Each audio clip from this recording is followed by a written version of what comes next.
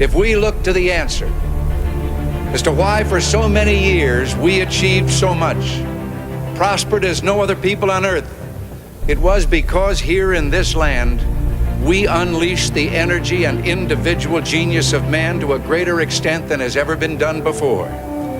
Freedom and the dignity of the individual have been more available and assured here than in any other place on earth. The price for this freedom at times has been high, but we have never been unwilling to pay that price. Those who say that we're in a time when there are no heroes, they just don't know where to look. The sloping hills of Arlington National Cemetery, with its row upon row of simple white markers bearing crosses or stars of David, they add up to only a tiny fraction of the price that has been paid for our freedom. Each one of those markers is a monument to the kind of hero I spoke of earlier. Their lives ended in places called Belleau Wood, the Argonne, Omaha Beach, Salerno, and halfway around the world on Guadalcanal, Tarawa, Pork Chop Hill, the Chosin Reservoir, and in 100 rice paddies and jungles of a place called Vietnam.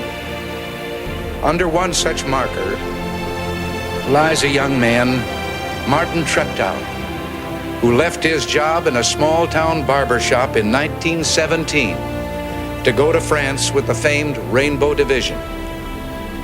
There on the Western Front, he was killed trying to carry a message between battalions under heavy artillery fire. We're told that on his body was found a diary. On the flyleaf, under the heading, "My Pledge," he had written these words: "America must win this war. Therefore I will work, I will save, I will sacrifice, I will endure. I will fight cheerfully and do my utmost as if the issue of the whole struggle depended on me alone."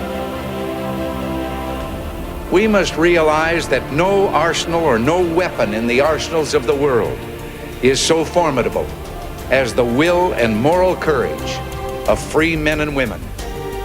It is a weapon our adversaries in today's world do not have. It is a weapon that we as Americans do have. Let that be understood by those who practice terrorism and prey upon their neighbors. As for the enemies of freedom, those who are potential adversaries, they will be reminded that peace is the highest aspiration of the American people. We will negotiate for it, sacrifice for it. We will not surrender for it now or ever. We are Americans.